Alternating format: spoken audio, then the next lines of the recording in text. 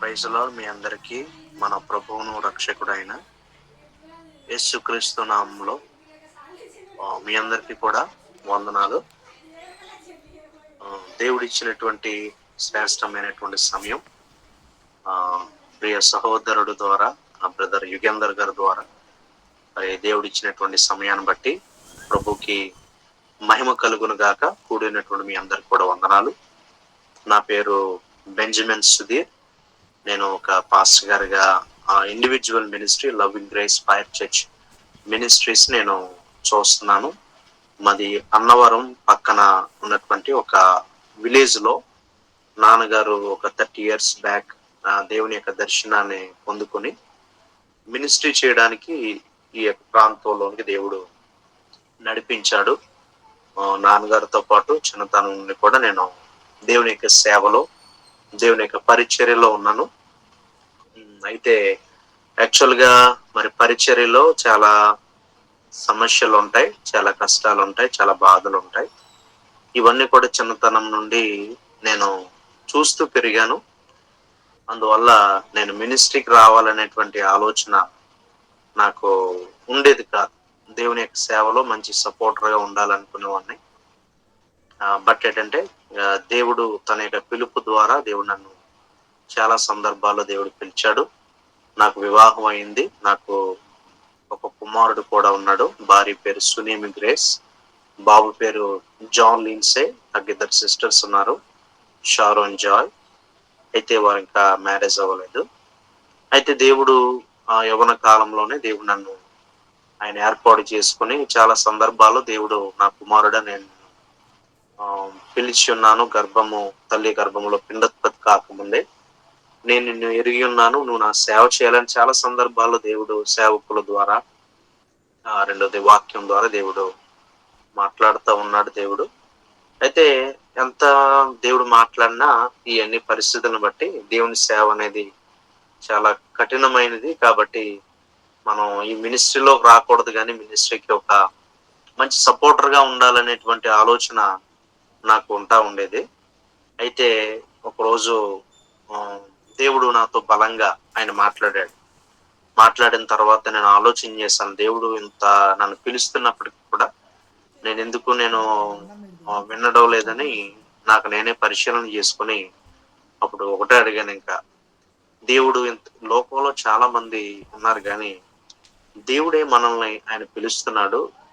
కాబట్టి దేవుని ఏర్పాటు ఉంది. తల్లిదండ్రులు కూడా దేవుని యొక్క సేవకు సమర్పించారనేటువంటి ఉద్దేశంతో నేను కూడా కమిట్మెంట్ కలిగి దేవుడు నన్ను పిలుస్తున్నాడని అప్పుడు నేను ఒబే అయ్యి దేవుని యొక్క పరిచర్యలోనే నేను ఉన్నాను. అయితే మాకు 4 branches చర్చెస్ ఉన్నాయి ఈ లోకల్లో. ఇవి చూసుకుంటూ నేను ముందు ఒక మ్యూజిక్ లో నేను ప్యాడ్స్ ప్లేయర్ గా కూడా నేను ప్రోగ్రామ్స్ చేస్తా ఉండేవాడిని. తర్వాత ఫుల్ టైం మినిస్ట్రీకి నేను రావడం జరిగింది.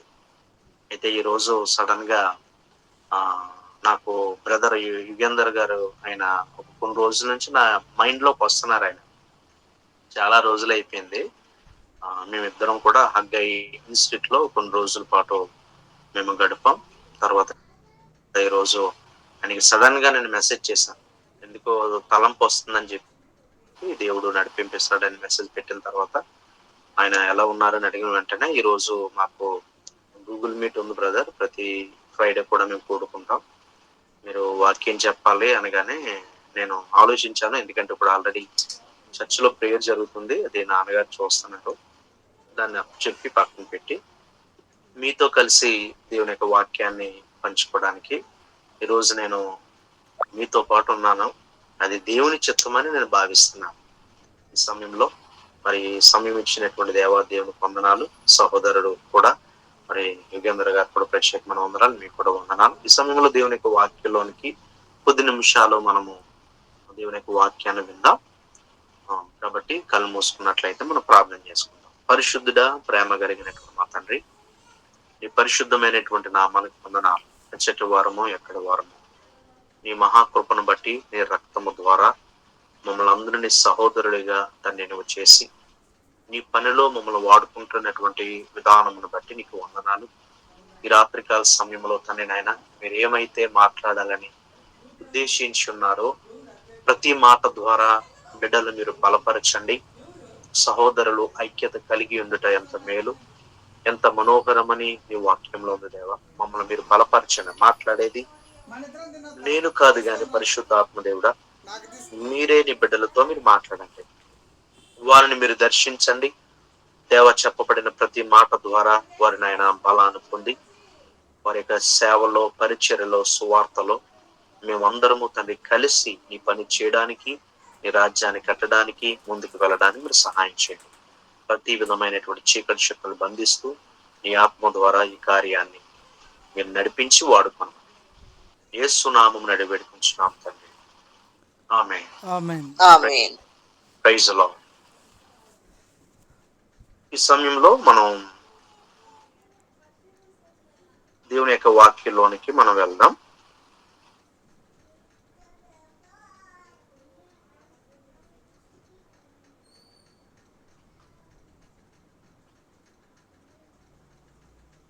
దేవుడు ఇచ్చినటువంటి ఏక సమయంలో మరి ఈరోజు నేను చెప్పబోయేటువంటి అంశం ఏంటంటే, we're called to be suffering. మనము శ్రమ అనుభవించడానికి మనం పిలువబడి ఉన్నాం. దేవుడు మనల్ని పిలిచినటువంటి పిలుపు, మొట్టమొదటి పిలుపు ఏంటంటే రక్షణ పిలుపు. మన రక్షణ పిలుపులో మనం పిలువబడిన తర్వాత దేవుడు మన పిలిచింది దేనికంటే ఆశీర్వాదకరంగా ఉండడానికి దేవుడు మనం పిలిచాడు. రెండోది ఇంకొక పిలుపు ఏంటంటే మనము వెలుగుగా ఉండడానికి మనం పిలువబడ్డాం. కానీ today we're going to discuss about we're called to be the suffer. మనము శ్రమను అనుభవించడానికి కూడా దేవుడు మనల్ని పిలిచాడు.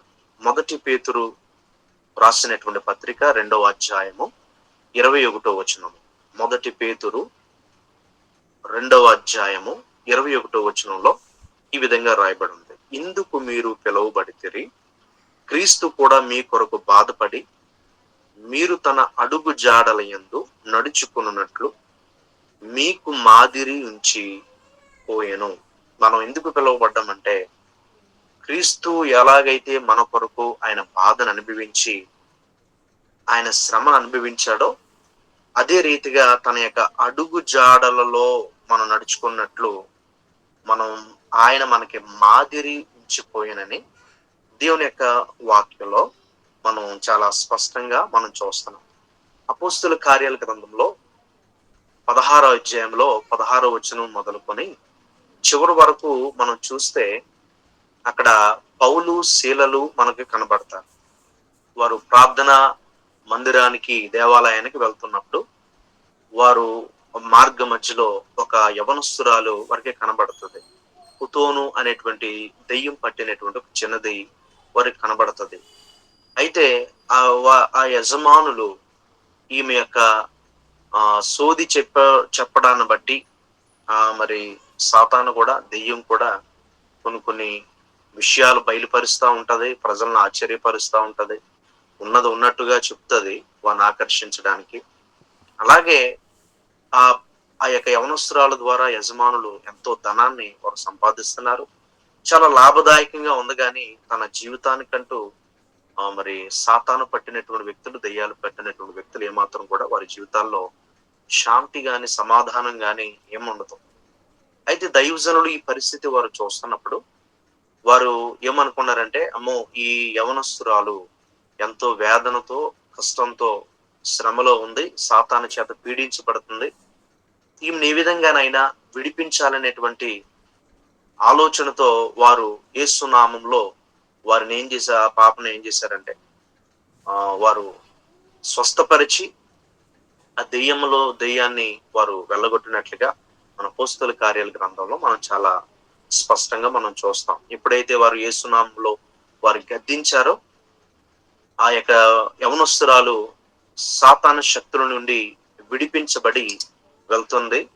అప్పుడు ఆ యొక్క యజమానులు ఏం చేస్తారంటే తీసుకెళ్లి ఈ ఇద్దరు దైవజనులు కూడా, పౌలు, శీలలు కూడా వారు ఏం చేస్తారంటే న్యాయాధిపతుల ముందు ఉంచి వీరు యూదులు ఆచరించకూడనటువంటి వాటిని, మరి రోమిలు ఆచరించకూడనటువంటి వాటిని వీరు చేస్తున్నారు, అనేకమైనటువంటి కల్లోలాలు, వీరు మత కల్లోలను వీరు లేవనెత్తుతున్నారు, లేనిపోయినటువంటి ఆచారాలు వీరు కల్పిస్తున్నారు, వీరిని కఠినంగా శిక్షించండి అని చెప్పగానే న్యాయాధిపతులు ఇచ్చినటువంటి తీర్పు, వీరిని మీరు కఠినంగా మీరు శిక్షించండి, వీరిని జైల్లో పెట్టండి అని వారు ఆజ్ఞ జారీ చేయగానే వారిని కొరడా దెబ్బలు కొట్టి చిత్రహింసలు చేసి వారిని జైల్లో పెట్టిన తర్వాత వారు మధ్యరాత్రిలో కూడా వారు పాటలు పాడుతున్నారు. వారి కష్టాల్లో కూడా దైవజనులు పాటలు పాడుతున్నారు, దేవుని స్తుతిస్తున్నారు. ఆ శ్రమలో కూడా దేవుని వారు ఆరాధన చేస్తున్నారు. ఆ శ్రమలో కూడా ప్రభువుని వారు గణపరుస్తూ ఉంటే ఈలోగా వారు పాడుతున్నటువంటి పాటలను బట్టి, వారు చేస్తున్నటువంటి ఆ యొక్క కీర్తన భాగములను బట్టి దేవుని స్తుతి అనేటువంటి ఆ శక్తిని వారు అనుభవిస్తూ ఉన్నప్పుడు, ఎప్పుడైతే ఇశ్రాయేల్ ప్రజలు దేవుని వారు స్తుతించడం మొదలు పెట్టారో, 7 సార్లు ఆ ఎరుకో గోడల చుట్టూ వారు ప్రదక్షిణలు చేసినప్పుడు ఎరుకో గోడలు కూలినట్లుగానే అంత శక్తి ఆరాధనకు ఉంది. కాబట్టి ఆ శ్రమలో వారు పాడుట వలన వారు వెంటనే వారి యొక్క చేతులకు ఉన్నటువంటి సంఖ్యలు గాని, కాళ్ళకు వేసినటువంటి బొండ గాని అవన్నీ కూడా విడిపోయి గొప్ప భూకంపం కలిగినట్లుగా మనం అక్కడ చూస్తాం. చూసిన తర్వాత వెంటనే ఆ జైలు అధికారికి చాలా భయం వేసింది. వారు వెంటనే ఆ ఏంటి ఇలాంటి ఆశ్చర్యకరమైనటువంటి అద్భుతం జరిగింది, వీరు నిజంగా దేవుని యొక్క సేవకులు అని చెప్పి ఆయన గుర్తించడంతో పాటుగా ఆయన భయపడుతున్నాడు. అమ్మో, ఈ సేవకులు గాని వీరు గాని తప్పించుకుని వెళ్ళిపోతే నాకున్నటువంటి జాబు అనేది పోతుంది ఏంటని చెప్పి భయపడతా ఉన్నప్పుడు వారిద్దరు గట్టిగా దైవజనులు ఇద్దరు కూడా అక్కడ మాట్లాడతారు. మేమేమాత్రం కూడా ఇక్కడే ఉన్నాం, నువ్వేమాత్రం కూడా హాని చేసుకోవద్దు, నువ్వేమాత్రం కూడా చనిపోవద్దు అని చెప్పి ఆ వ్యక్తిని బలపరిచినప్పుడు ఆయన ఒక దీపం పట్టుకుని వారి దగ్గరికి వెళ్తారు. వెళ్ళి అప్పుడు ఒక మాట అంటాడు ఆయన, అయ్యలారా, నేను రక్షణ పొందాలంటే ఏం చేయాలి అని అడిగినప్పుడు వారు దైవజనులు చెప్తారు, పౌలు గారు అంటారు అక్కడ, నీవు యేసు నామములో నువ్వు విశ్వాసం ఉంచు, నువ్వు రక్షణ పొందుతావని ఆ దైవజనుడు చెప్పినట్లుగా మనం దేవుని యొక్క వాక్యంలో మనం చూస్తాం. అయితే శ్రమ అనేది మనం ఇక్కడ అర్థం చేసుకోవాల్సినటువంటి పాయింట్ ఏంటంటే, శ్రమ అనేది ఇతరుల రక్షణ కొరకు దేవుడు మనకి అనుమతిస్తా ఉంటాడు. మనం పిలువబడిందే శ్రమను అనుభవించడానికి. యేసు ప్రభు వారే మన కొరకు ఆయన శ్రమను అనుభవించి ఆయన అడుగు జాడలలో మనం నడుచుకున్నట్లుగా ఒక మాదిరి ఉంచిపోయాను. అందుకని మనం శ్రమను అనుభవించడానికి మనం పిలువబడ్డాం. బహుశా ఈరోజు మనం దేవుని యొక్క పరిచర్యలో ఉన్నాం, దేవుని సేవలో ఉన్నాం. కొన్ని సందర్భాల్లో ఇతరులకు కలిగేటువంటి శ్రమల కంటే విస్తారమైనటువంటి శ్రమలు మనకు కలుగుతూ ఉంటాయి. విస్తారమైనటువంటి బాధలు మనం అనుభవిస్తూ ఉంటాం, ఇబ్బందులు ఎదుర్కొంటా ఉంటాం, అపోజిషన్స్ మనం ఎదుర్కొంటా ఉంటాం. శ్రమలు అనేవి మన జీవితాన్ని ఎంతో ఇబ్బంది పెడతా ఉంటాయి. ఈరోజు ప్రెసెంట్ డేస్ మనం చూస్తే ఒకానొకప్పుడు గాస్పెల్ ప్రకటించడానికి చాలా స్వేచ్ఛ ఉండేది. ప్రజలు ఎవరు కూడా అంత ఇబ్బందిగా ఫీల్ అయ్యేవారు కాదు. కానీ సోషల్ మీడియా వచ్చిన తర్వాత రకరకాల క్రైస్తవేతరులు, మతోన్మాదులు అనేకమైనటువంటి అనేక విధాలుగా వాళ్ళు రెచ్చగొట్టి క్రైస్తవ్యాన్ని ఏదే విధంగా వారు నాశనం చేయాలని, వారు శ్రమను దైవజనులు శ్రమ పెట్టాలని వారు ఎన్నో రీతులుగా వారు ప్రయత్నాలు చేస్తూ ఉంటారు. కానీ దేవుడు మన శ్రమ ద్వారా అనేక మందికి రక్షణ కార్యాలు దేవుడు జరిగించడానికి దేవుడు ఆయన మనల్ని ఖచ్చితంగా ఇలాంటి సఫరింగ్స్ గుండా ఆయన నడిపించినప్పుడు మనం ఏమాత్రం కూడా మరి వేదన చెందవలసినటువంటి పరిస్థితి మనకి ఉండకూడదు. ఎందుకంటే ఇతరులు మనల్ని విమర్శిస్తున్నప్పుడు మన యొక్క ఫలం అనేది మరి దేవుని యొక్క రాజ్యంలో అధికంగా ఉంటదని దేవుని యొక్క వాక్యంలో చాలా స్పష్టంగా వ్రాయబడి ఉంది. కాబట్టి నేటి దినాల్లో ఎదుర్కొంటున్నటువంటి శ్రమలు అవి మన క్రీస్తు యొక్క అడుగు జాడల్లో మనం నడుస్తున్నామని మనం ఖచ్చితంగా సంతోషించవలసినటువంటి వారుగా ఉన్నాం. మరి మేము కూడా సేవా జీవితంలో ప్రారంభంలో సేవ స్టార్ట్ చేసినప్పుడు 30 సంవత్సరాల క్రితం మరి దేవుని యొక్క పరిచర్యకు ఎన్నో ఆటంకాలు మాకు ఎదురవుతా ఉండేవి. మేము రాకముందు అన్‌టచబిలిటీ అనేటువంటి ఇది మా విలేజ్ లో ఉంది. లో క్యాస్ట్ పీపుల్‌ని వాటర్ తాగడానికి వారి యొక్క బావుల దగ్గరకు రానిచ్చేటువంటి వారు కాదు. వారు గాస్పెల్ అందిస్తా ఉన్నప్పుడు వారు కొంతమంది అసహించుకునేటువంటి వారు. కొంతమంది అయితే మరి మమ్మల్ని చాలా ఇబ్బంది పెడతా ఉండేవారు. కొంతమంది అయితే మరి కొన్ని సందర్భాల్లో కూడా మా ఫాదర్‌ను కూడా కొట్టినటువంటి సందర్భాలు ఈ పరిచర్యలో ఉన్నాయి. కానీ దేవుడు మనల్ని ఆయన నడిపిస్తున్నప్పుడు అది మహానందమని మనం ఎంచుకోవాలి. ఎందుకంటే శ్రమ అనేది అనేక మందిని రక్షణలోనికి నడిపించడానికే దేవుడు ఆయన మనల్ని అనుమతిస్తున్నాడు.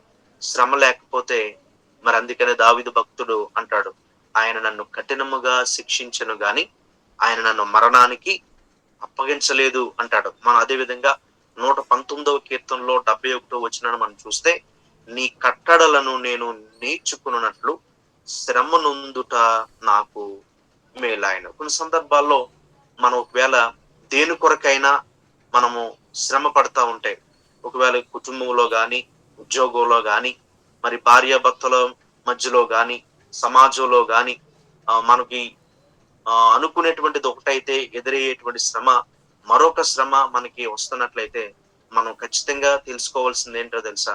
మనము దేవుని యొక్క కట్టడలను మనం నేర్చుకోవడానికి దేవుడే మనలను శ్రమ గుండా ఆయన నడిపిస్తున్నాడు. కానీ శ్రమ అనేది అది మన మేలు కొరకే గాని అది ఏమాత్రం కూడా కీడు కొరకు కాదు. మొట్టమొదటిగా మనం ఏమి తెలుసుకున్నాము అంటే, శ్రమ నొందడం అనేది మనకి మేలు.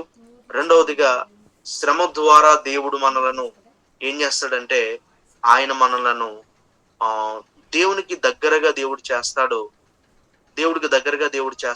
మనల్ని నడిపిస్తాడు. ఆయన మనల్ని విడిచిపెట్టేటువంటి వాడు కాదు. నేను శ్రమలో మొర్ర పెట్టినప్పుడు యెహోవా నాకు ఉత్తరం ఇచ్చినని దేవుని యొక్క వాక్యలో చాలా స్పష్టంగా రాయబడి ఉంది. తర్వాత ఈ శ్రమలు కూడా మనం పడే ప్రతి శ్రమ కూడా ఇతరుల రక్షణను బట్టి రక్షణ కొరకే కలుగుతున్నాయని మనం ఖచ్చితంగా మనం గ్రహించాలి. గాస్పల్ అనేటువంటి మాటలోనే స్పెల్ అనేటువంటి మాట వాడారు. ద స్పెల్ అంటే విత్తుట, చల్లుట అని అర్థం. ఒక వ్యవసాయదారుడు విత్తనాలు విత్తుతా ఉంటాడు. ఆ విత్తునప్పుడు మనం విత్తువానికి ఉపమానంలో మనం చూస్తాం. మొదటిదిగా మరి మొండ్ల తొప్పల్లో, రాతి నేలలో పడినటువంటి విత్తనాలు మనం చూస్తూ ఉంటాం. కానీ మంచి నేలలో పడినటువంటి విత్తనాలు మాత్రమే అవి 30 గాను 60 గాను 100 గాను ఫలించినట్లుగా దేవుని యొక్క వాక్యంలో మనం చూస్తాం. అయితే దేవుడు మరి రోమీయులకు రాసినటువంటి పత్రిక 8వ అధ్యాయంలో ఒక మాట ఉంటది. దేవుడు తన యొక్క సహోదరులలో మరి తన కుమారుడైనటువంటి క్రీస్తు జ్యేష్ఠుడగునట్లుగా దేవుడు ముందుగా ఎవరిని ఎరుగునో వారిని ఆయన ఏం చేశాడంటే ఆయన ఎన్నుకున్నాడు, ఆయన నిర్ణయించుకున్నాడు. ఎవరినైతే దేవుడు నిర్ణయించాడో దేవుడు వారిని పిలిచాడంట. దేవుడు ఎవరినైతే పిలుచుకున్నాడో వారిని నీతిమంతులుగా దేవుడు చేశాడు. దేవుడు ఎవరిని నీతిమంతులుగా చేశాడో వారు కుమారునితో మరి స్వారూప్యము పొందడానికి వారిని ఆయన పిలిచినట్లుగా, తద్వారా అది దేవునికి మహిమ కలుగునట్లుగా దేవుడు ఏర్పాటు చేసుకున్నని దేవుని యొక్క వాక్యంలో ఉంది. అంటే దేవుడు ఒక వ్యక్తిని రక్షించడానికి, ఒక వ్యక్తిని ప్రభువులోనికి నడిపించడానికి, ఒక వ్యక్తికి రక్షణ రావడానికి దేవుడు ఆల్రెడీ తన యొక్క అనాది కాల ప్రణాళికలోనే దేవుడు సిద్ధం చేశాడు. కానీ ఇప్పుడు ఈ సువార్త అనేది మనం విత్తడము ద్వారా దేవుడు మన ద్వారా ఏమైతే సువార్తను ఆయన విత్తుతా ఉంటాడో, ఏ మాటలైతే దేవుడు ఇస్తా ఉంటాడో ఆ మాటల ద్వారా దేవుడు ఖచ్చితంగా పరిశుద్ధాత్మ దేవుడు ఆయన రక్షణ కార్యాలు చేయడానికి ఆ వ్యక్తిని ఆయన ఖచ్చితంగా ఆయన ప్రణాళికలో నిలబెట్టుకుని ఆయన ప్రణాళికలో ఆయన వాడుకుంటాడు. కాబట్టి మరి శ్రమలు అనేవి మనలను నడిపించడానికి, రక్షణ ఇవ్వడానికి, దేవుని కట్టడలను మనం నేర్చుకోవడానికి, అనేక మంది కొరకు మనము ప్రయాసపడతా ఉన్నాం. ఈరోజు దేవుని సువార్తలో మనం ప్రయాసపడుతున్నాం. ఎందుకంటే కోత విస్తారంగా ఉంది, పనివారు పొదువుగా ఉన్నారు కనుక మనము మరి దేవుని సన్నిధిలో ప్రయాసపడుతున్న మన ప్రయాస ఏమాత్రం కూడా వ్యర్థం కాదు. మన పని ఏంటంటే ఓర్పు కలిగి, సహనం కలిగి మనం దేవుని యొక్క పరిచర్యలో మనం ముందుకు వెళ్తా ఉంటే మన జీవితంలో అనేకమైనటువంటి గొప్ప రక్షణ కార్యాలు మనం చూడగలం. ఎందుకంటే మనం నిరుత్సాహపడవలసినటువంటి పని ఏమీ కూడా లేదు. ఇది రక్షించుకోవడం అనేది దేవుడు తన యొక్క సమయం వచ్చినప్పుడు ఖచ్చితంగా ఆ వ్యక్తిని రక్షించే బాధ్యత దేవునిది. ఎందుకంటే ఆయన ముందుగానే ఎరిగి, సిద్ధపరిచి, పిలిచి, నిర్ణయించినటువంటి దేవుడు నీవు ఎవరికైతే సువార్తను ప్రకటిస్తావో ఆ వ్యక్తబడినటువంటి ఆ మాట ఆ వ్యక్తిని ఒక కాలంలో, రాబోయే కాలంలో ఖచ్చితంగా మారుస్తుంది. అది నా జీవితంలో, మా పరిచర్యలో మేము చూస్తున్నాం. ఒక వ్యక్తికి 30 సంవత్సరాల నుండి సువార్త ప్రకటిస్తున్నాం. 30 సంవత్సరాల నుంచి చెప్తున్నాం, ప్రభువుని నమ్ముకో, యేసయ్యను నమ్ముకో, నరకం ఉంది, పరలోకం ఉంది, దేవుడు తన రాజ్యాన్ని నీ కొరకు సిద్ధపరిచాడంటే ఆ వ్యక్తి ఏమాత్రం కూడా మరి విశ్వసించేవాడు కాదు. అయితే 30 సంవత్సరాల తర్వాత ఆయన అంతటా ఆయనే వచ్చి మా దగ్గరకు వచ్చి, అయ్యగారు నేను యేసయ్యను నమ్ముకుంటాను, ఆయన నాకు కావాలి, దేవుడు నన్ను దర్శించాడు, నాకు బాప్తిస్మం ఇవ్వండి అని చెప్పగానే నేను వెళ్ళి ఆయనకి బాప్తిస్మం ఇవ్వడం జరిగింది. ఎన్ని సంవత్సరాలు పట్టింది ఒక వ్యక్తిని రక్షించడానికంటే, నేను ఆల్రెడీ దేవుని యొక్క వాక్యాన్ని విత్తాను, ఆల్రెడీ నేను దేవుని యొక్క సన్నిధిలో మరి ఆ వ్యక్తి కొరకు నేను ప్రార్థన చేస్తున్నాను. కానీ 30 సంవత్సరాలు ఒక ఆత్మను రక్షించడానికి పట్టినటువంటి కాలం. జార్జ్ ముల్లర్ కూడా ఆయన 2 వ్యక్తుల కొరకు సుమారు 50 సంవత్సరాలు ప్రార్థన చేశాడంట. ఆయన జార్జ్ ముల్లర్ అనేటువంటి భక్తుడు వేల సార్లు ఆయన ప్రార్థనలకు దేవుడు జవాబిస్తే ఆయన ప్రకటించినటువంటి సువార్త ఆత్మలు 2 రక్షించబడ్డానికి ఆయన 50 సార్లే, సుమారుగా 50 సంవత్సరాలు ఆయన ప్రార్థన చేసినట్లుగా ఆయన తన యొక్క పుస్తకంలో చెప్పాడు ఆయన ఒకసారి. అయితే ఈ శ్రమలు, మనకొచ్చే శ్రమలు రక్షణను మనకు తెస్తాయి, కట్టడలను నేర్చుకోవడానికి మనకి ఉపయోగపడతాయి. ఈ శ్రమ అనేది మనం చూద్దాం. హెబ్రీయులకు రాసినటువంటి పత్రికలో 5వ అధ్యాయంలో ఒక మాట మనం స్పష్టంగా మనం చూడొచ్చు. హెబ్రీయులకు రాసినటువంటి పత్రిక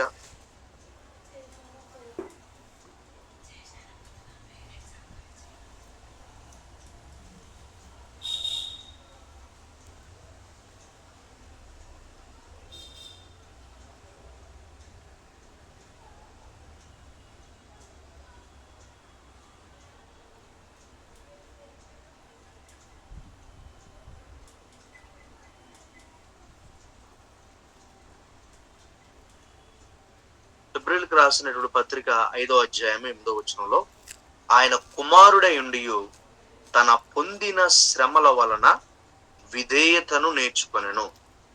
ప్రభువారు కూడా శ్రమల ద్వారా విధేయతను నేర్చుకున్నారు. నిజానికి ఆయన ఎంత గొప్ప దేవుడో మనందరికీ కూడా తెలుసు. మనందరం క్రైస్తవులు, ఎప్పటి నుంచో మరి దేవుని యొక్క వాక్యాన్ని మనం వింటున్నటువంటి వారు.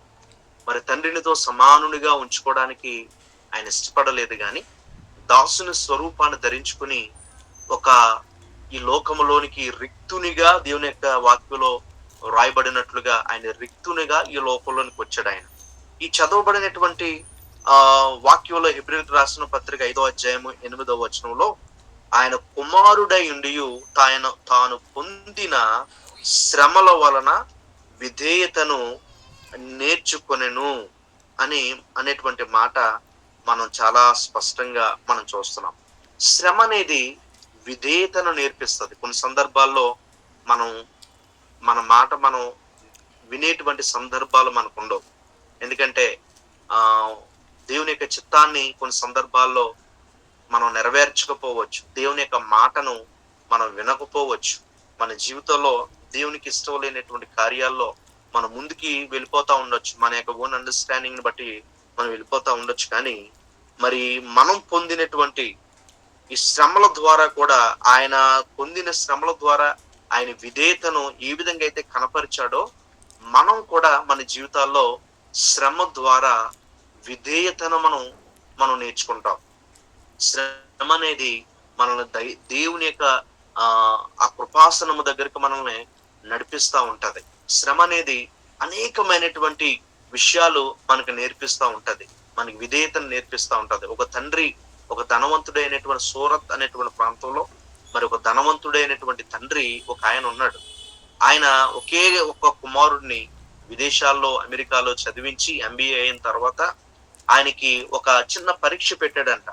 పరీక్ష ఏంటంటే, మరి అంత గొప్ప ధనవంతుడు, అనేక మందికి ఆ కారులు కొనిచ్చినటువంటి వ్యక్తి, తన కంపెనీలో పనిచేసేటువంటి వ్యక్తులకి కారులు కొనిచ్చాడంట, బోనస్లు ఇచ్చాడంట ఆయన. అలాంటి ధనవంతుడు తన కుమారుడు వచ్చిన తర్వాత కుమారుడు అన్నాడంట, డాడీ మరి ఈ రోజు నుండి నేను వర్క్ చేసుకుంటాను, ఆఫీస్ బాధ్యతలను నేను చూస్తాను, మీరు చక్కగా మీరు రెస్ట్ తీసుకోవచ్చు డాడీ అని అనగానే ఆ కుమారుడు చెప్పేటువంటి ఆ తండ్రి చెప్పినటువంటి మాట ఏంటంటే, కానీ ఈ బాధ్యతలన్నీ నీకు అప్పగించేదానికి ముందుగా నీకు చిన్న టెస్ట్ నేను పెట్టాలనుకుంటున్నాను కుమారుడా, మరి నువ్వు దానికి సిద్ధపడాలంటే ఏంటి డాడీ అని అడిగాడంట.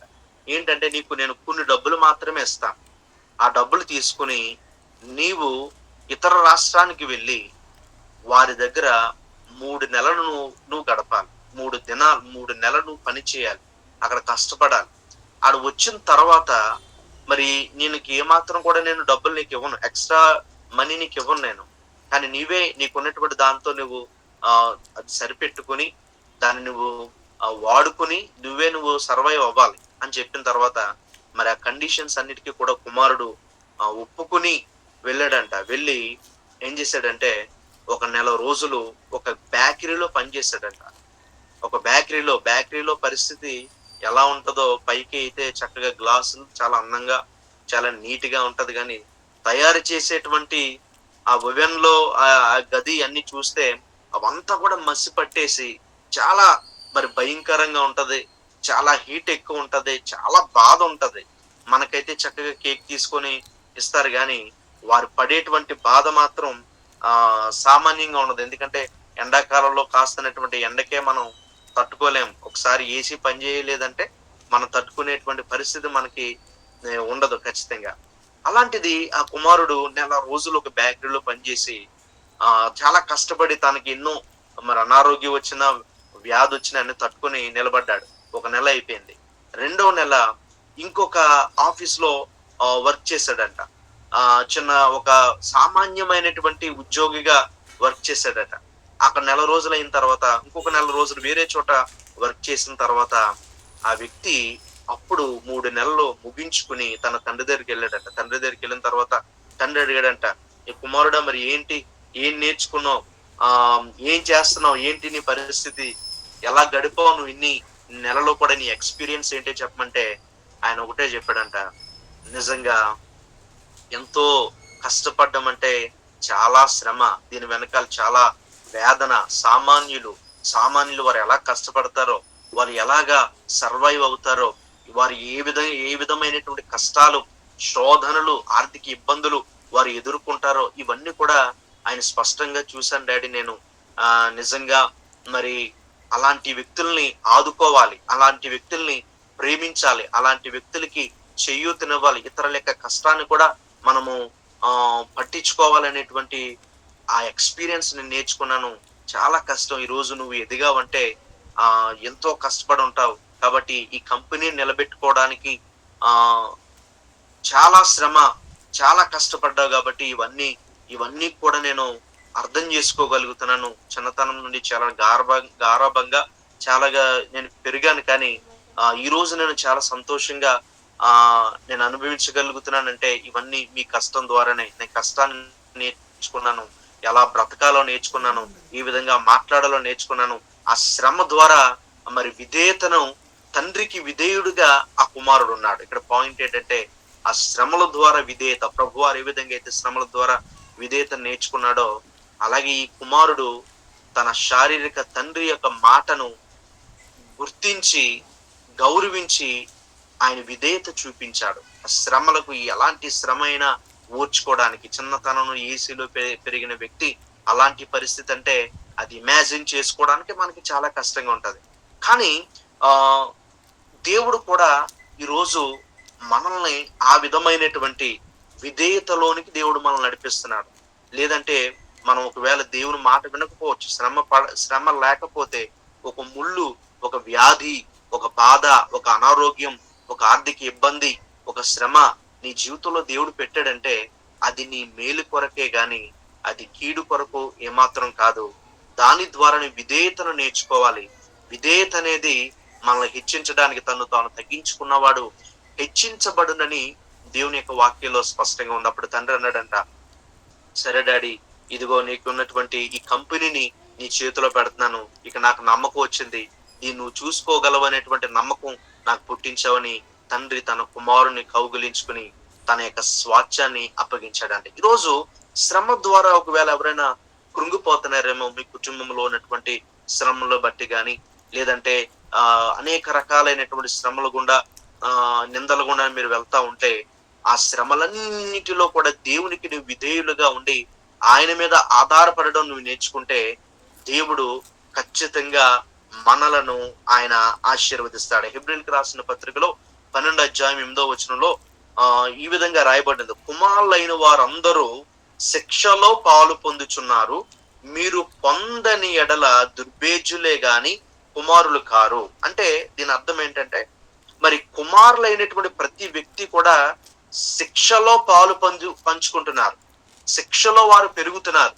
ప్రభు యొక్క శిక్షలోను మీ బిడ్డలను పెంచండి అని దేవుని యొక్క వాక్యలో చాలా స్పష్టంగా ఉంది. ప్రభు యొక్క శిక్షలో వాక్యములో మీ బిడ్డలను పెంచమని దేవుని యొక్క వాక్యంలో ఉంది. అయితే ఒకవేళ మనం శిక్ష పొందకపోతే దుర్బేజ్యులు అనేటువంటి మాట ఇక్కడ వాడాడు. హెబ్రీయులకు రాసిన పత్రిక 12:8 దుర్బేజ్యులు అంటే అక్రమ సంతానము అని అర్థం. కానీ మరి శిక్ష పొందకపోతే అక్రమ సంతానం కానీ నిజమైనటువంటి కుమారులుగా మీరందరూ ఎందులో పాలు పొందాలంటే దేవుని యొక్క శిక్షలో మీరు పాలు పొందాలి అని ఇక్కడ చాలా స్పష్టంగా తెలియజేస్తున్నాడు. ఒకవేళ నీవు దేవుని కుమారుడు అని పిలువబడితే, దేవుని కుమారుడు అని మనము నిజముగా దేవుని సన్నిధిలో మనం అనుకున్నట్లయితే, ఒకవేళ శ్రమలు వస్తున్నప్పుడు, మనల్ని శిక్షిస్తున్నప్పుడు, మనకి విధేయతను నేర్పిస్తున్నప్పుడు, రక్షణకు కారణం అవుతూ ఉన్నప్పుడు, ఆయన కట్టడలు నేర్చుకోవడానికి మనం నడిపిస్తున్నప్పుడు, నీ పరిస్థితులను బట్టి మనం కృంగిపోవలసినటువంటి అవసరం లేదు. మన పరిస్థితులను బట్టి మనము దేవుని సన్నిధిలో దేవుని మీద కోపపడి మనము మందిరాన్ని విడిచిపెట్టడం కానీ, దేవుని యొక్క వాక్యం చదవడం ఆపివేయడం కానీ, దేవునికి ప్రార్థించడం కానీ, దేవుడు మా పట్ల ఏం చేశాడు అనేటువంటి ఒక నెగిటివ్ ఒపీనియన్ తో మనం ఉంటే, మనం ఏమాత్రం కూడా దేవుని యొక్క కుమారులు కుమార్తెలు అని మనం పిలువబడలేం. ఎందుకంటే దేవుని యొక్క వాక్యంలో స్పష్టంగా ఉంది, ఎందరైతే దేవుని యొక్క ఆత్మ చేత నడిపించబడతారో వారందరూ కూడా దేవుని కుమారులు అని దేవుని యొక్క వాక్యంలో ఉంది. మనం అందుకనే ఇంకొక వాక్యం కూడా మనం చూస్తాం. దేవుని యొక్క వాక్యంలో అనేకమైనటువంటి మాటలు మనం చూస్తూ ఉంటాం.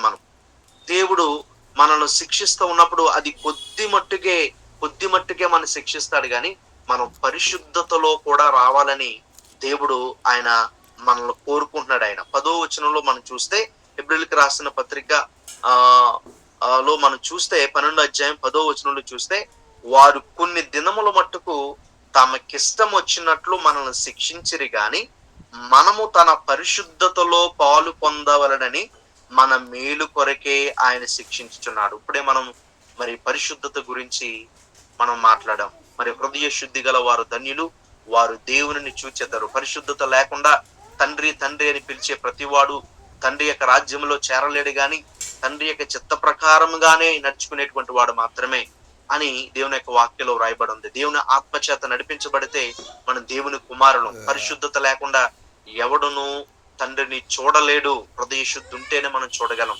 ఈ శ్రమ అనేది నేను పరిశుద్ధురాలిగా మార్చడానికి, ఈ బాధ అనేది ప్రభుతో ఎక్కువ సమయం గడపడానికి. నిజానికి ఈ రోజు ఉంటున్నటువంటి మన యొక్క స్కెడ్యూల్స్ అన్ని బిజీ లైఫ్ అయిపోయింది. మనకి మార్నింగ్ లేచిన దగ్గర నుంచి అంతా బిజీ.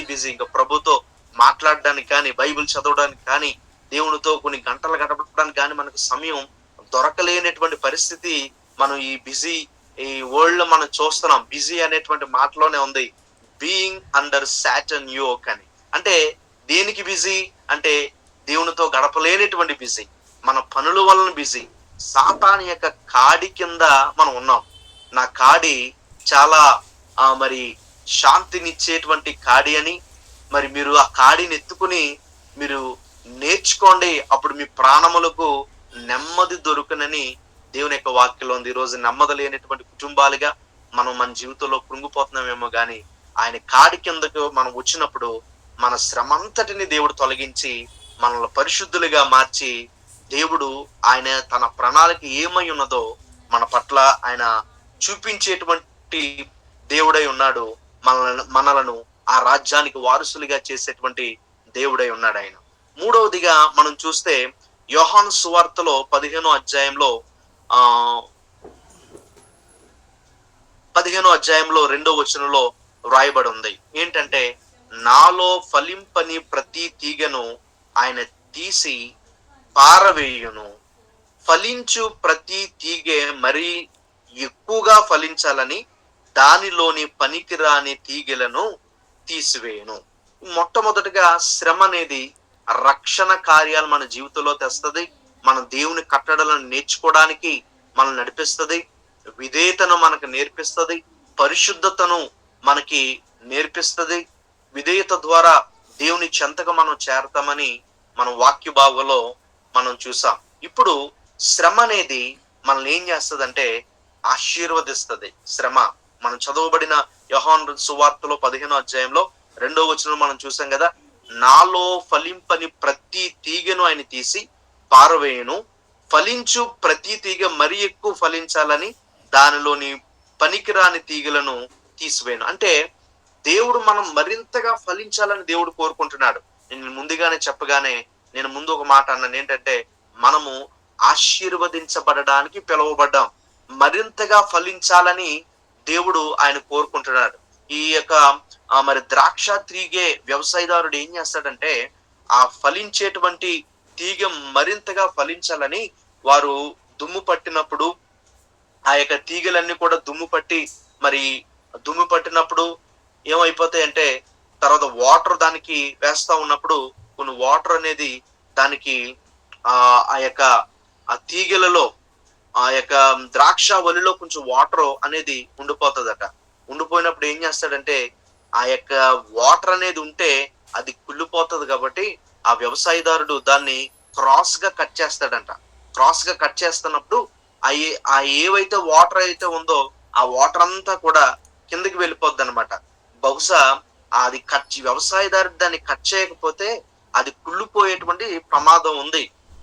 అందువల్ల అది మరింతగా ఫలించాలి, అభివృద్ధి పొందాలి, మంచి లాభాలు తీసుకురావాలని ఒక శారీరకమైనటువంటి వ్యవసాయదారుడికి అంత బాధ్యత ఉంటే, పరమ వ్యవసాయదారుడైనటువంటి యేసు ప్రభు వారు తన ప్రియ సంఘమైనటువంటి మనలను మరింత ఫలించాలి, అభివృద్ధి పొందాలి, దీవించబడాలి అని చెప్పి ఆయన ఏం చేస్తున్నాడంటే, మరింతగా ఫలించాలని ఈరోజు మనల్ని కట్ చేస్తా ఉన్నాడు. ఆయన కొడతా ఉన్నప్పుడు కొన్ని చిన్న బాధలు, కొన్ని వేదనలు, కొన్ని శ్రమలు, ఆర్థిక ఇబ్బందులు, మరి ఇలాంటి పరిస్థితులన్నీ కూడా కుటుంబాల్లో శాంతి లేకపోవడం, ఇవన్నీ కూడా మనకి సంభవిస్తా ఉన్నప్పుడు మనం యోబు గారిని మనం జ్ఞాపకం చేసుకోవాలి. బైబిల్ గ్రంథంలో మరి యోబు అంతటి యథార్థవంతుడు, నీతివంతుడు, న్యాయవంతుడు ఎక్కడా కూడా లేడు. ఊజు దేశంలోనే ఇలాంటి యథార్థవంతుడిని, న్యాయవంతుని నేను ఎక్కడా చూడలేదని ప్రభువారు యోబు గురించి గొప్ప సాక్ష్యం ఇస్తున్నారు.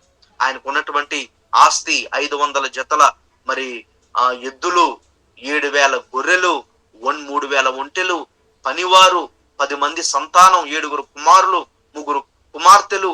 వారి కొరకు ప్రతిరోజు ఆయన ఏం చేసేవాడంటే, వారు గాని దేవుణ్ణి దూషించారేమో అని చెప్పి ప్రతిరోజు ఒక్కొక్కరు వంతు చొప్పున దేవునికి దహన బలి అర్పిస్తా ఉండేవాడంట. అలాంటి భక్తిపరుడైనటువంటి యోబు జీవితంలో దేవుడు అనుమతించినటువంటి శ్రమ ఏంటో తెలుసా? తన శరీరం అంతా కుళ్ళిపోయింది, తన శరీరం అంతా పాడైపోయింది, తన ఆస్తి అంతా పోయింది, తన కుటుంబం అంతా కూడా తనని విడిచిపెట్టేసింది. తన భార్య కూడా ఇప్పటికీ కూడా ఎందుకయ్యా దేవుడు దేవుడు దేవుడు అని దేవుడిని బట్టి నువ్వు తిరుగుతున్నావు, ఆయన దూషించి నువ్వు చనిపో, తద్వారా మేము కూడా మా దారి మేము చూసుకుంటాం అన్నట్లుగా. అంటే ఆయన ఒక బలమైన మాట అంటాడు, అక్కడ మూర్ఖురాలు మాట్లాడినట్లుగా నువ్వు మాట్లాడుకో అని ఆయన ఏం చేస్తున్నాడంటే దేవుని స్తుతిస్తున్నాడు, స్తుతి పాట పాడుతున్నాడు అక్కడ.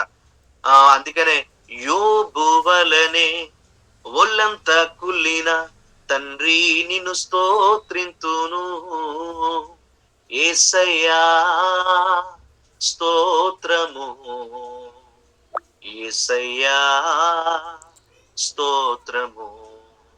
యోబు తనకున్నటువంటి అన్ని పోయిన యెహోవా ఇచ్చెను, యెహోవాయే తీసుకొనును, ఆయన నామమునకు మాత్రమే మహిమ కలుగును గాక అని దేవుని స్తుతించడం ప్రారంభించాడు. సాతానుడు సిగ్గుపడ్డాడు. నిజమైన నా కుమారుడు నిజమైనటువంటి శ్రమలో కూడా నాకు విధేయత చూపించాడు, శ్రమలో కూడా శిక్షించబడి కూడా తన పరిపూర్ణతను భక్తిలో పొందుకున్నాడు, అవసరమైతే తన ప్రాణాన్ని ఆయన విడిచిపెట్టడానికి ఇష్టపడ్డాడు, కానీ నన్ను ఏమాత్రం కూడా నా బిడ్డ దూషించలేదని చెప్పి మరలా తను పోగొట్టుకున్నటువంటి స్థితిని దేవుడు యోబుకిచ్చి రెండంతలుగా ఆశీర్వదించినట్లుగా దేవుని యొక్క వాక్యంలో మనం చూస్తున్నాం. బహుశా అలాంటి వ్యాధులు శ్రమలు నీకు వస్తున్నప్పుడు యోబును మనం జ్ఞాపకం చేసుకోవాలి. ఎందుకో తెలుసా, ఫలించని తీగని ఆయన తొలగించి ఫలించేటువంటి తీగే మరింతగా ఫలించాలని దేవుడు ఆయన కోరుకుంటున్నాడు, ఆయన ఇష్టపడుతున్నాడు. ఒకవేళ నీ జీవితంలో చిన్న చిన్న గాయాలు నీకు కలుగుతున్నప్పుడు ఒకటే మనం జ్ఞాపకం చేసుకోవాలి, నేను భక్తిలో నేను జాగ్రత్తగానే ఉన్నాను, నా దేవునితో నేను సమాధానంగానే బ్రతుకుతున్నాను, ఆయన వాక్యాన్ని ధ్యానిస్తున్నాను, ప్రభు నేను వెంబడిస్తున్నాను, ఆయనని సేవిస్తున్నాను, అయినా యోబు లాంటి శ్రమలో దేవుడు అనుమతిస్తున్నాడంటే అది ఎందుకో తెలుసా, నీ జీవితంలో డబుల్ బ్లెస్సింగ్ దేవుడు ఇవ్వడానికే, దేవుడు నిన్ను రెండంతలుగా నిన్ను ఆశీర్వదించడానికి, దేవుడు నీ అవమానాన్ని ఆయన తొలగించి ఘనతనివ్వడానికే, నీ కన్నీటిని నాట్యముగా దేవుడు మార్చడానికే. ఎక్కడైతే అవమానపరచబడుతున్నామో, ఎక్కడైతే తక్కువ చూపు చూడబడుతున్నామో, ఎక్కడైతే ప్రజలు మనం అవమానించి తృణీకరిస్తున్నారో దేవుడు అక్కడే నిన్ను ఒక బలమైనటువంటి సాధనంగా దేవుడు నిలబెట్టుకుంటాడు, అక్కడే దేవుడు నిన్ను బలంగా వాడుకుంటాడు. ఆయన ఈరోజు దేవుడు మనల్ని పిలిచినటువంటి పిలుపు చాలా ఉన్నతమైన పిలుపు. ఆశీర్వదించబడడానికి, మరింతగా ఫలించాలని దేవుడు నిన్ను పిలిచాడు. నీకు వస్తున్నటువంటి శ్రమలు రక్షణకు కారణం అవ్వాలి, నీకు వస్తున్నటువంటి శ్రమల ద్వారా విధేయతను నేర్చుకోవాలి, ఆయన కట్టడలను నేర్చుకోవాలి, ప్రభు శిక్షలో మనం పాల్గొనాలి, ప్రభు పరిశుద్ధతలోనికి, పరిశుద్ధుల యొక్క సహవాసములోనికి, తేజవాసులైనటువంటి మనలను పరిశుద్ధుల యొక్క స్వాచ్ఛములోనికి దేవుడు మనల్ని ఆయన పిలుచుకున్నాడు. ఈ రోజు నీ పరిస్థితిని బట్టి నువ్వు కృంగిపోవద్దు, గాని ఇదిగో ఆయన నడిపించేటువంటి దేవుడు, ఆయన పోషించే దేవుడు, బలపరిచే దేవుడు, సహాయం చేసేటువంటి దేవుడు. ఇదిగో నేను పరిశుద్ధ పర్వతం నుండి నేను నా శ్రమలో నేను యెహోవాకు మొర్రపెట్టినప్పుడు ఆయన తన పరిశుద్ధ పర్వతము నుండి నాకు ఉత్తరం ఇచ్చినని దావీదు ఏ విధంగా అయితే ప్రార్థన చేస్తున్నాడో, నువ్వు ఎప్పటి నుంచో చేస్తున్నటువంటి ప్రార్థనలకు దేవుడు జవాబు ఇవ్వబోతున్నాడు. ఎప్పటి నుంచో రహస్యంగా కారుస్తున్నటువంటి కన్నీటిని దేవుడు చూస్తున్నాడు, నీ వేదనను దేవుడు చూస్తున్నాడు, నీ బాధను దేవుడు చూస్తున్నాడు. మనం ధైర్యంగా ఉందాం. ఆ రోజు మరి యేసు ప్రభు వారి యొక్క శ్రమలు మనం జ్ఞాపకం చేసుకుంటే, మనం క్రాస్ అవుతా ఉన్నప్పుడు, ద్రాక్షావల్లిని వ్యవసాయదారుడు క్రాస్ చేస్తా ఉన్నప్పుడు అది ఎంతో వేదన పడుతుంది. కానీ అలాంటి శ్రమలు మనకు వస్తున్నప్పుడు క్రాస్ గా కట్ చేసి దాన్ని ఏం చేస్తాడంటే తనకి మేలు చేస్తాడు. కానీ ఈరోజు దేవుడు కూడా తన క్రాస్, తన సిలువలో నిన్ను అనేక శ్రమల నుండి, ఇరుకుల నుండి, ఇబ్బందుల నుండి, కష్టాల నుంచి, శోధనల నుండి నిన్ను క్రాస్ చేయలేకపోతున్నావు. నీ జీవితంలో నువ్వు దాటాలనుకుంటున్నావు కానీ దాటలేకపోతున్నావు. కానీ ఆ యేసయ్య యొక్క క్రాస్ నువ్వు చూస్తే నీ జీవితంలో ప్రతి దాన్ని నువ్వు క్రాస్ చేయగలవు. దేవుడు నిన్ను వాడుకుంటాడు, నడిపిస్తాడు. నీకు వచ్చేది, మనం పిలువబడినది దేవుని యొక్క శ్రమను అనుభవించి ఆయన అడుగు జాడలలో మనం నడిస్తే నీ కొరకు గొప్ప దీవెన ఉంది. ఇవన్నీ మన ఆశీర్వాదం కొరకే, మేలు కొరకే, విధేయత కొరకే, పరిశుద్ధత కొరకే, రక్షణ కార్యాలు జరగడానికే, మరింత నువ్వు అభివృద్ధి పొందాలనే దేవుడు కోరుకుంటున్నాడు. కనుక మన జీవితాలను ఆయనకు అప్పగిందాం. ఈ యొక్క క్రైస్తవ యాత్రలో ఇక నేను చేయలేను అనుకునేటువంటి సమయంలో ప్రభు వైపు మనం చూద్దాం.